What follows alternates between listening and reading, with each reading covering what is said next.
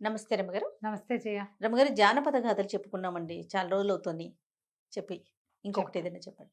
పూర్వమట ధర్మపురి అనే ప్రాంతానికి ఒక రాజుగారు ఉండేవారు. ఆయనకి అద్భుతమైన సౌందర్యవతి అయిన కూతురు ఉండేది, సువర్ణ సుందరి. హుహు. అయితే ఈ ధర్మపురికి దూరంగా ఒక చంద్రగిరి అని ఇంకొక రాజ్యం ఉంది. దానికి రాజుగారు పేరు సర్పదష్టుడు. నిజానికి సర్పదష్టుడు అంటే సర్పంతో కాటు వేయబడ్డవాడు అని అర్థం. మరి అలాంటి పేరు పెట్టారేమిటో. హ్మ్. ఆ సర్పదష్టుడు వివాహితుడే గాని ఈ సువర్ణ సుందరి అందాన్ని విని ఈ పిల్లని పెళ్లి చేసుకుందామని భావించాడు. మీ అమ్మాయిని నాకు ఇచ్చి వివాహం చేయమని అడిగాడు. అడిగేసరికల్లా వీళ్ళు ఏం చేశారు, ఈ పిల్ల 16-17 ఏళ్ళది, ఆయన 40 ఏళ్ల వాడు. పైగా లేక లేక ఒక పిల్ల.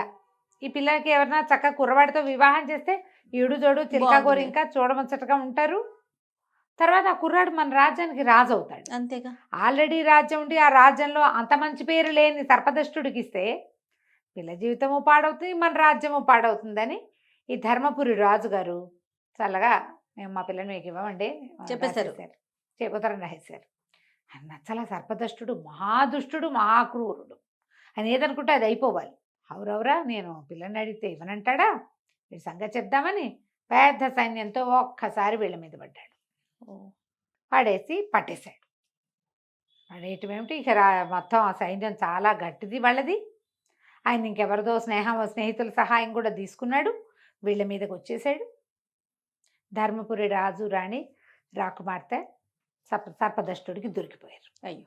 దొరికిపోయేసరికల్లా ఆయన వాళ్ళేమో, నువ్వు నేను వివాహానికి అడిగితే మీరు ఒప్పుకోలేదు, ఇప్పుడు మీరు నా బందీలు, వివాహం చేసుకోక ఏం చేస్తారు మీరు అనేసరికల్లా రాజు రాణి ఏమన్నారు, మేము నీ బందీలం, నేనేం చేయలేము, మేమేం చేయలేము, మా అమ్మాయిని అడుగు, అమ్మాయి ఒప్పుకుంటే పెళ్లి చేసుకో. అక్కడి ఈ సర్పదష్టుడు ఏం చేశాడు, ఈ రాకుమార్తెను వెతుక్కుంటూ వెళ్ళాడు. ఆ అమ్మాయి ఒక ఉద్యానవనంలో ఒక చోట కూర్చుంది, దీనంగా దొరికేసాము అని కట్టేలా, కానీ బందీలుగానే ఉన్నారు. ఈ సర్పదష్టుడు పరిగెత్తుకుంటూ వచ్చాడు, నన్ను పెళ్లి చేసుకోవాలి నువ్వని. ఈ అమ్మాయింది, చచ్చినా చేసుకోను, నువ్వు దుర్మార్గుడివి, నువ్వు పెళ్లి సంబంధం పంపించావు, మేము వద్దనే హక్కు లేదా మాకు, మా నాన్నకి తన పిల్లని ఎక్కడివ్వాలో ఆయన నిర్ణయించుకునే హక్కు ఇవ్వవా, నిన్ను పెళ్లి చేసుకునే బదులు నరమాంస భక్షకుడైన రాక్షసుడిని పెళ్లి చేసుకోవటం నయము, నువ్వు దౌర్భాగ్యుడివి అని తిట్టింది. ఆయనేమో చిందులు దొక్కాడు సర్పదష్టుడు. చిందులు దొక్కి, నీ అంతటి నువ్వు ఒప్పుకున్నావా సరే, లేకపోతే మీ అమ్మ నాన్నని కూడా చంపేస్తాను, వారం రోజులు సమయం ఇస్తున్నాను, ఆలోచించుకో, 15 రోజుల సమయం, వారమో 2 వారాలో అన్నాడు. వారం ఇచ్చినా అంతేనండి, వారం కాకపోతే 15 రోజులు ఇస్తా, అయినా సరే నువ్వే ఒప్పుకోవాలి అని చెప్పి వెళ్ళిపోయాడు. మరి ఏం చేయాలో తెలియక అట్లా కూర్చొని ఉంటే చెట్టు చాటు నుంచి ఒక రాక్షసుడు వచ్చాడు. వచ్చి, ఏమమ్మాయి రాకుమార్తె, వివాహం చేసుకుంటానన్నావు కదా, నేను సిద్ధంగా ఉన్నాను అన్నాడు. ఆవిడ తెలిపోయింది, నేనన్నానా అంది. మరి ఇప్పుడే కదా అన్నావు, అతన్ని చేసుకునే బదులు నరమాంస భక్షకుడైన రాక్షసుని పెళ్లి చేసుకుంటానని శపథం చేసావు, అందుకే వచ్చాను, నేను నరమాంస భక్షకుడిని రాక్షసుడిని, నన్ను పెళ్లి చేసుకో. నా పేరు కంటకుడు, నేను ఈ ప్రాంతాల్లోనే ఉంటాను, నరమాంస భక్షణ నాకు అలవాటే, నేనేమో పుటక్కి రాక్షసుణ్ణి, నువ్వు శపథం చేసావు కాబట్టి పెళ్లి చేసుకోవాలన్నాడు. అనేసరికి వీడు ఆలోచించుకుంది, ఏం చేయాలి, సరే బాగా ఆలోచించి ముందు వీడిని పంపించాలి కదా అవతలకి. సరే వివాహం చేసుకోవడానికి 3 షరతులు ఉన్నాయి, చేస్తామని, ఏ షరతు అయినా చేస్తాను, నీకేం కావాలో చెప్పు, పెళ్లి మాత్రం చేసుకో, నువ్వు చెప్పావు కదా అన్నాడు. సరే ఈవిడ బాగా ఆలోచించి, మా రాజ్యంలో ఒక జీవనది ప్రవహిస్తుంది, ఆ జీవనదికి పైన ఎక్కడో అది వచ్చే చోట ఒక అడ్డంకి ఉంది, ఆ అడ్డంకి వల్ల నీరు సన్నబడిపోతుంది అప్పుడప్పుడు, ఆ అడ్డంకి తొలగించు ఒకటి. ఇది క్షణంలో చేస్తానన్నాడు. రెండోది, నువ్వు నరమాంస భక్షణ మానేయాలి. మూడోది, నువ్వు హింస మానేయాలి. ఈ 3 చేసి కనపడింది. 15 రోజుల సమయం. ఈ అమ్మాయికి అతని దగ్గర నుంచి 15 రోజుల సమయం దొరికింది. ఆ 15 రోజులు పెట్టింది. ఈ వెళ్ళటం ఏమిటి, ఈ రాక్షసుడు వెళ్ళిపోయాడు, కంటకుడు వెళ్ళిపోయాక ఏమైంది, 1 గంట 2 గంటల్లో వీళ్ళకి కబురు వచ్చింది, జీవనది విపరీతంగా జలాలు వచ్చేస్తున్నాయి పైనుంచి అని. అతను వెళ్ళిపోయి ఆ పైన ఎక్కడో ఒక కొండరాయి అడ్డం ఉంది, పైనుంచి పెద్ద ధార వచ్చేటప్పుడు వస్తుంది, అక్కడ ధార సన్నబడింది అనుకో, ఆ రాయి అడ్డం పడి ధార కిందకి రాదు, నీళ్ళు సన్నగా వస్తాయి. ఆ ఈడు బలంతో ఆ రాయి కాస్త తీసేశాడు. ఇక వచ్చేస్తున్నాయి నీళ్లు. ఈ రాజు రాణి రాజకుమార్తె బిక్కుబిక్కుమంటూ కాలక్షేపం చేస్తున్నారు. కొద్ది రోజుల తర్వాత 15 రోజులు అయింది. ఈ కంటకుడు వచ్చాడు. రాజకుమార్తె ఇది అంతఃపురంలో కాదు, ఉద్యానవనంలో కూర్చున్నప్పుడు వచ్చాడు. చిక్కిపోయాడు. ఇదేమిటి ఇలా అయిపోయావు అంది. మరి నువ్వు పెట్టావు కదా, నరమాంస భక్షణ మానేయమన్నావు. నరమాంసం లేకపోతే బలంగా ఎలా ఉంటావు? ఏవో తింటున్నాను. హింస మానేయాలన్నావు, మాంసం కూడా మానేశాను. ఆకులు అలమలు తినేసరికి సన్నబడిపోయాను. మనం కూడా అంతే అంతే. అవి ఇవి విరుచుకు తింటాం మానేస్తే సన్నగైపోతాం. ఇందులో నరమాంస భక్షణ కూడా చెప్పారు చూసావా, అంతే పక్క అంతే. వాళ్ళని పీక్కు తింటాం మానేయాలి. అప్పుడు సన్నబడిపోతాం. అయితే ఈ అమ్మాయి ఏమంది, సరే ఇప్పుడు పెళ్లి చేసుకోమన్నాడు వాడు.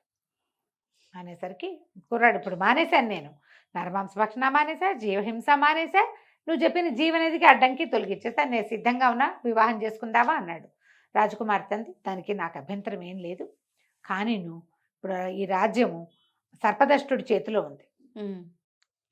ఈ సర్పదష్టుడు వివాహం చేసుకోమని గోల పెడుతున్నాడు, వాడిని చంపేసే నువ్వు, అప్పుడు మన ఇద్దరం పెళ్లి చేసుకుందాం అంది. అనగానే రాక్షసుడు అన్నాడు, అట్లా ఎట్లా చంపుతాను, నువ్వు నన్ను జీవహింస మానేయాలన్నావు కదా, హింస, దానికి నేను పాల్పడను, దానికి పాల్పడకూడదు. హింస మానేసే షరతు మీదే కదా నువ్వు నన్ను పెళ్లి చేసుకుంటానన్నావు. వివాహం కోసం నేను మానేసా, ఆకుల వల్ల గడ్డి కాదని తింటున్నా, ఇప్పుడు వాడిని చంపడం అంటే హింస అవుతుంది, అది నేను చెయ్యను అనేసరికి ఈ అమ్మాయింది, అది కాదు, వాడు నన్ను బాధ పెడుతున్నాడు, బాధ పెట్టినా సరే ఎవరినైనా చంపాలంటే అది హింసే అవుతుంది. వాడు నిన్ను బాధ పెట్టిని, వాడు నిన్ను వివాహం చేసుకొని ఏమైనా చేయని, నేను అతన్ని ఏదైనా చేయాలంటే హింస చేయాలి, హింస చేస్తే నీ షరతు నేను పాటించినట్టు, అప్పుడు నిన్ను వివాహం చేసుకునే అవకాశం నాకు ఉండదు, అంతే. కాబట్టి నేను చేయను అన్నాడు. ఈ అమ్మాయికి ఎంత ముచ్చటేసింది, ఓడి వీడు రాక్షసుడైనా పెట్టిన షరతులు పెట్టినట్టు పాటిస్తున్నాడే, ఆ, మాట తప్పట్ల. మాట తప్పటం లేదు. సరే నన్ను కొంచెం ఆలోచించుకోనివ్వు అంది. ఈ లోపల ఏమైంది, వాడు ఆ పక్కనే నుంచుని ఉన్నాడు. ఆ సర్పదష్టుడు వచ్చాడు. 15 రోజులు అయింది కదా, వచ్చేసి రాకుమారి, ఏంటి అమ్మాయి పేరు సువర్ణ సుందరి, ఏం ఆలోచించావు అనేసరికల్లా ఈ అమ్మాయింది, ఆహా నేను ఆలోచించాను, నేను పెళ్లి చేసుకున్నాను అనేసరికల్లా అతను అన్నాడు, ఎందుకు చేసుకోవంటే ఇతను పక్క నుంచి నుంచుని వాడు కనపడ్డాడు. వీడెవడు అన్నాడు. ఇతను నీలాంటి వాడే, నన్ను పెళ్లి చేసుకుంటానంటున్నాడు, కానీ నీలాగా దౌర్జన్యంగా కాదు, నిజాయితీగా పెళ్లి చేసుకుంటానన్నాడు. నేను పెట్టిన షరతులన్నీ ఒప్పుకున్నాడు.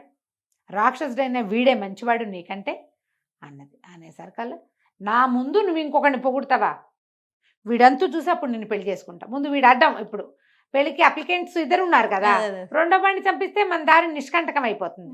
ఈయన ఏం చేశాడు, ఈ రాజుగారు, ఈయన సర్పదష్టుడు, ఈ మొల్ల ఒక కత్తి ఉంది ఆయనకి, నడుము పడ్డ దట్టికి వర, ఆ వరలోంచి కత్తి తీసి అని ఒక్క దూకాడు రాక్షసుడి మీదకి, నిన్ను చంపేసి అప్పుడు రాకుమార్తెని సువర్ణ సుందరిని పెళ్లి చేసేసుకుంటాను. ఈ దూకేసరికల్లా ఎప్పుడైతే తన మీదకి దూకాడో ఆ రాక్షసుడు ఏం చేశాడు, 2 చేతులతోటి మెడ పుచ్చుకుని పుట్టుకొని విరిచేశాడు మెడ, విరిచేసి విసిరేసరికల్లా రాకుమార్తె ఆశ్చర్యపోయింది. మరి ఇప్పుడు నువ్వు హింస చేసావు కదా అంది. ఇది హింస ఎందుకయింది, ఆత్మరక్షణ చేసుకున్నాడు, లేకపోతే అతను కత్తి పెట్టి పొడిచేవాడు. నా అంతటా నేను చంపితే హింస, వాడు నా మీదకి వచ్చినప్పుడు చంపితే హింస ఎందుకు అవుతుంది, హింస అవదు అది. ప్రాణరక్షణ ఏ జీవైనా చేసుకుంటుంది. ఇప్పుడు పులో సింహమో కొమ్ములు అన్నది ఏదైనా ఊరుకుంటుందా, అదే కదా, ఊరుకోదు, తిరగబడుతుంది. కుక్క కూడా కైమని పొట్టాడుతుంది మనం కొడితే దాన్ని. అనేసరికి ఏమై, వీడికి ధర్మ సూక్ష్మాలు కూడా తెలుసు. సరే పట్టు, నువ్వు చాలా తెలివిగలవాడివి, నీకు పద్ధతి ఉంది, నీకు ధర్మం కూడా తెలుసు, పట్టు నేను నిన్ను వివాహం చేసుకుంటానని ఒప్పుకుని ఇక అక్కడి నుంచి పద మా నాన్నగారి దగ్గరికి వెళ్దామని ఆ కంటకుడు చేయి పుచ్చుకుని రాజుగారి దగ్గర తీసుకెళ్ళింది. వాళ్ళు నడిచొస్తూ హడిలు చచ్చారు జనమంతా. వీడు పెద్ద ఇంత పొడుగాటి వాడు, పళ్ళు కూరలు, ఒక అందంగానే ఉన్నాడు లావుగా, అప్పుడు ఉన్నంత లావు లేడు, కానీ వాడు రాక్షసుడి కూరలు కొమ్ములు, వాడి బట్టలు, వాడి నడక అన్నీ కనపడుతూనే ఉన్నాయి. అందరూ ఆశ్చర్యపోయారు. రాజుగారి దగ్గరికి వెళ్ళి చెప్పింది, నాన్న ఇతను కంటకుడు అనే రాక్షసుడు సర్పదష్టుడిని సంహరించాడు అనగానే ఆశ్చర్యపోయారు అక్కడ ఉన్న సైనికులు. అయ్యో మా రాజుగారు చచ్చిపోయారని, వాళ్ళ రక్షణలో ఉన్నారుగా, వాళ్ళందరూ పరిగెత్తుకుంటూ పోయారు. తీరా చూసి చచ్చిపోయిన రాజుగారికి చచ్చిపోయాడంటే వాళ్ళు ఓడిపోయినట్టే. ఏం చేస్తారు, సేనలన్నీ పుచ్చుకుని వాళ్ళు వెనక్కి వెళ్ళిపోయారు. వీళ్ళ రాజ్యం ప్రశాంతంగా అయిపోయింది. రాజకుమార్తె అంది, నేను ఇతన్ని పెళ్లి చేసుకుంటాను నాన్న, ఇతని వల్లే మనకి సర్పదష్టుడి బాధ తగ్గిపోయింది అనేసరికి వాళ్ళ అమ్మ నాన్న అన్నారు, అయ్యో ఇదేమిటే, రాక్షసుని పెళ్లి చేసుకోవటం ఏమిటమ్మా, రాకుమార్తె ఏంటే, పర్వాలేదు నాన్న, ఇతను నిజాయితీపరుడు, రాక్షసుడే నయం మనిషి కంటే, నేను మాట ఇచ్చాను, మాట తప్పను నేను, ఇతనేమో షరతులు పెట్టిన షరతులు తప్పకుండా ఉన్నాడు. నేను కూడా ఇచ్చిన మాట తప్పకుండా ఉంటా, పెళ్లి చేసుకుంటానని. సరే పెళ్లికి ఏర్పాట్లు చేశారు. రాజ్యంలో అందరూ ఆశ్చర్యపోతూనే పెళ్లి వేడుకల్లో పాల్గొన్నారు. రాక్షసుడికి చక్కగా మంగళ స్నానాలు, హల్దీ వగైరా మెహందీలు చేశారు. వివాహం అయ్యింది. వివాహం పెట్ల మీద కూర్చున్నారు. ఈ రాక్షసుడు లేచి రాజకుమార్తె మెడలో 3 ముళ్ళు వేశాడు. అక్కడ ఒక విచిత్రం జరిగింది. రాక్షసుడు మాయమైపోయి వాడి ప్లేస్లో ఒక పెద్ద అందంగా ఉన్న కుర్రవాడు ఒకడు తయారయ్యాడు, వచ్చాడు. ఆశ్చర్యపోయారు అందరూ. రాకుమార్తె మరీ ఆశ్చర్యపోయింది. ఇదేమిటి నువ్వంటే, నేను మాళవ దేశపు రాజకుమారుణ్ణి, నా పేరేదో సింహదమనుడు. ఈవిడ సువర్ణ సుందరి, ఆవిడ సింహదమనుడు. నేను ఒకసారి అడవికి వేటకి వెళ్ళినప్పుడు అక్కడ ఒక దేవకామిని అనే ఒక గంధర్వకాంత కనపడింది. ఆమె నన్ను మోహించి నన్ను పెళ్లి చేసుకోమని తన దేశానికి రాజ్యానికి రమ్మని గంధర్వలోకానికి బాగా బతిమలాడింది. నేను మనిషిని, నేను అట్లా వేరే దేవయోనులు వివాహం చేసుకోము, అది వివాహం చెల్లదు అని నేను పదే పదే చెప్పాను. ఆమె ఒప్పుకోలేదు. నా తండ్రికి నేను ఒక్కడే కుమారుణ్ణి, నేను నిన్ను వీళ్ళని వదిలిపెట్టి పైకొచ్చేస్తే మా రాజ్యం ఇదైపోతుందని ఎంత బతిమలాడిన ఆవిడ ఒప్పుకోలే. ఆవిడ కోపం వచ్చి రాక్షసుడి వైపు అని శపించింది. కానీ తర్వాతే ఆమెకి నేను నచ్చాను కదా, ఆ ప్రేమతోటి ఆవిడ ఏమందంటే, ఎవరైనా రాకుమార్తె సంతోషంగా ఇష్టపడి నిన్ను పెళ్లి చేసుకుంటే నీకు మామూలు రూపం వస్తుందండి. బాగుంది. అందుకనే నేను ఏమంది, నరరూప రాక్షసుని పెళ్లి చేసుకుంటా అంది కదా, నరమాంస భక్షకుణ్ణి. అందుకే వచ్చాను, నువ్వు పెళ్లి చేసుకుంటే నా రూపం మారుతుందని. నువ్వు పెళ్లి చేసుకున్నావు కాబట్టి నా రూపం మారిందని చెప్పాడు. హాయిగా మాళవ రాజకుమారుడు ఇక్కడ కూడా రాజ్యం చేస్తూ సంతోషంగా ఉన్నారు. కథ కంచికి మన ఇంటికి. రైట్ రమ్య గారు, నమస్తే. నమస్తే జయ.